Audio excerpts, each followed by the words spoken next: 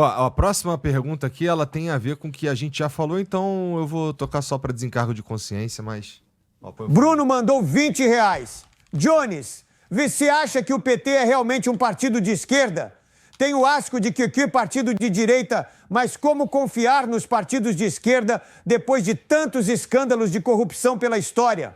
É, que ele começa perguntando se você acha que o PT realmente é um partido de esquerda, e foi basicamente o que a gente estava falando aqui agora mesmo. Né? É verdade. Veja, mas só um detalhe importante. Eu acabei de falar da situação do metrô de Recife, né, que tá para ser privatizado, e do metrô e do trem de Porto Alegre, né, a Transurb. O metrô de BH, que foi privatizado, Lula acabou de anunciar 1 bilhão de dinheiro público para um metrô, agora que foi privatizado. Aí a pergunta básica é, por que se tem dinheiro público disponível, esse dinheiro não foi usado para melhorar o metrô quando era público? Parei.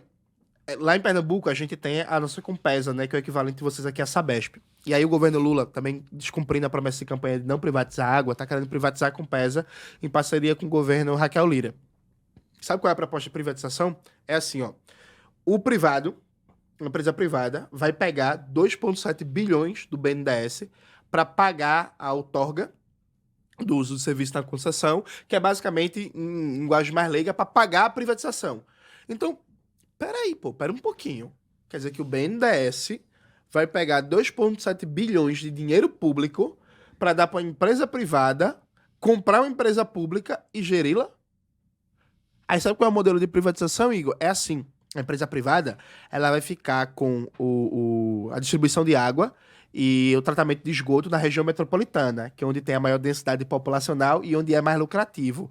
Só que o Estado vai ficar com os custos para obras de infraestrutura, como construção de barragens e adutoras e por aí vai, que custam uma fortuna, demanda grandes investimentos e demora muito. Então, o privado fica com a parte mais lucrativa, imediata, o público fica com as obras de infraestrutura e o privado vai comprar a Compesa com 2,7 bilhões do BNDES, é isso mesmo?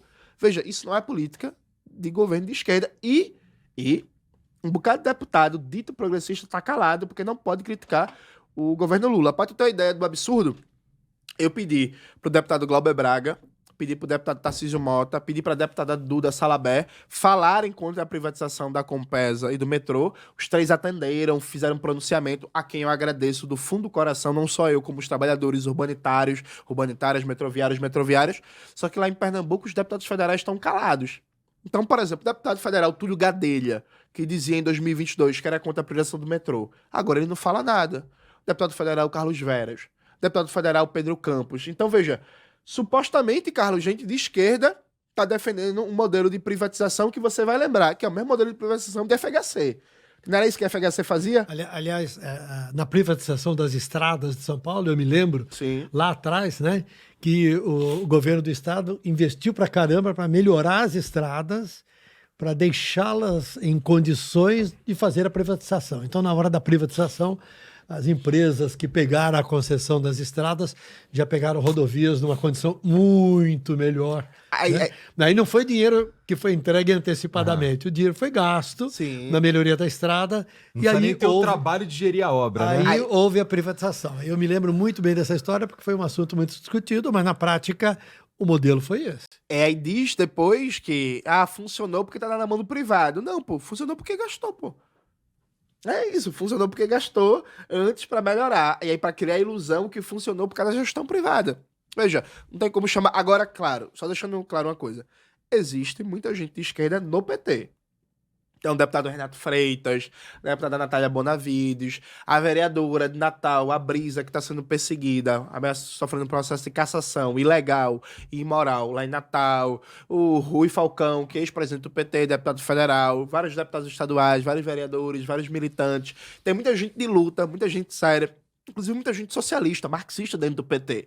Agora, a direção do PT, os Quaquá, o Rui Costa, o Luiz Inácio Lula da Silva, sabe, o Zedinho Silva e companhia limitada, aí de esquerda não tem nada. É uma perspectiva neoliberal mesmo, só que neoliberal que gosta do povo, né?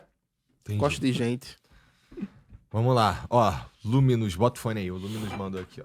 Luminous 96 mandou R$30. Jones, você acredita que a esquerda tem que popularizar o linguajar para atingir bolsonaristas e desinteressados em política?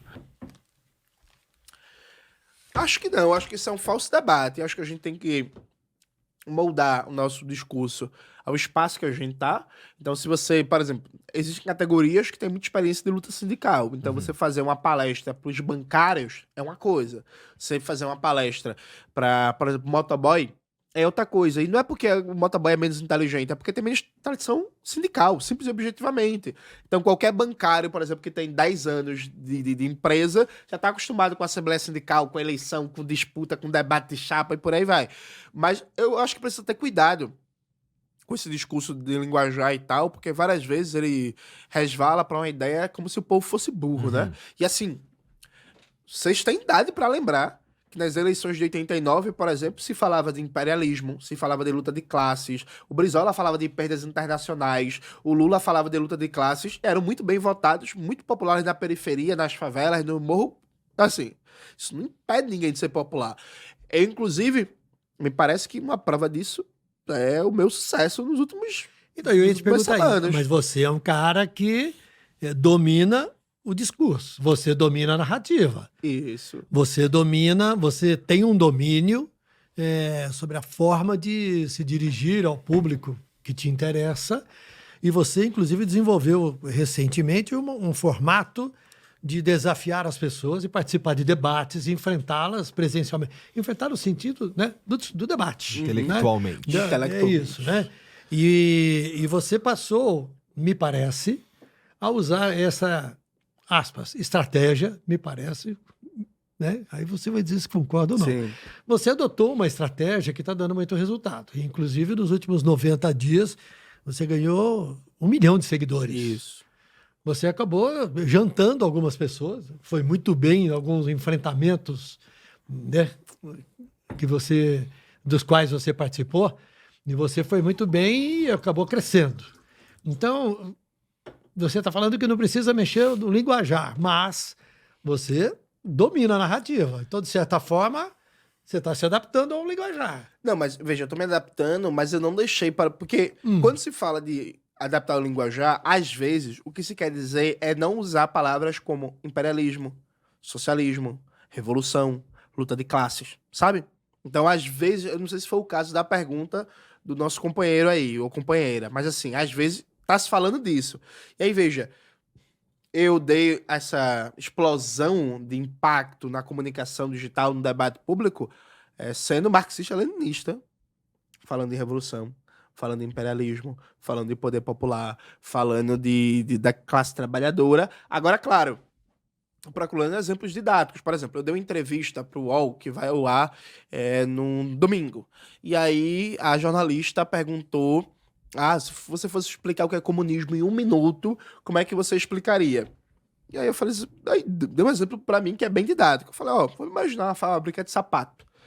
Se o patrão morrer na segunda-feira de manhã, às 7 horas da manhã, e a fábrica abre às 9 horas, se não for decretado luto e a fábrica funcionar normal, ela não funciona?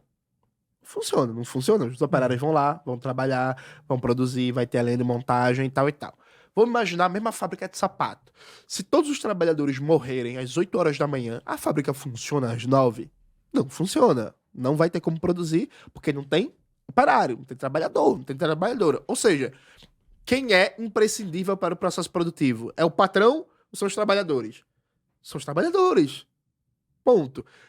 O que é a proposta comunista? É dizer que aqueles que produzem a riqueza têm que reorganizar a sociedade baseado nos seus interesses para produzir e distribuir a riqueza de acordo com as necessidades da classe trabalhadora, sem ter a figura do bilionário, do explorador, do grande capitalista, que é inútil para o processo produtivo.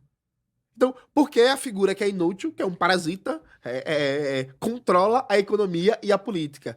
Quando quem produz, quem trabalha, somos nós. Então, por exemplo, tu vem todo dia trabalhar, sabe? Tu não fica igual o João Amoedo, que não faz nada da vida e tem 200 milhões na conta porque vive de renda.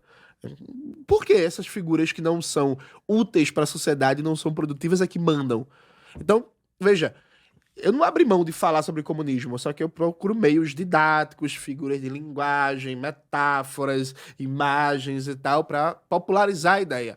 Eu acho que a gente precisa aprender a adaptar a linguagem para cada espaço. Então, eu estou no MesaCast, eu vou ter uma linguagem. Eu estou na Assembleia Sindical, eu vou ter uma outra linguagem.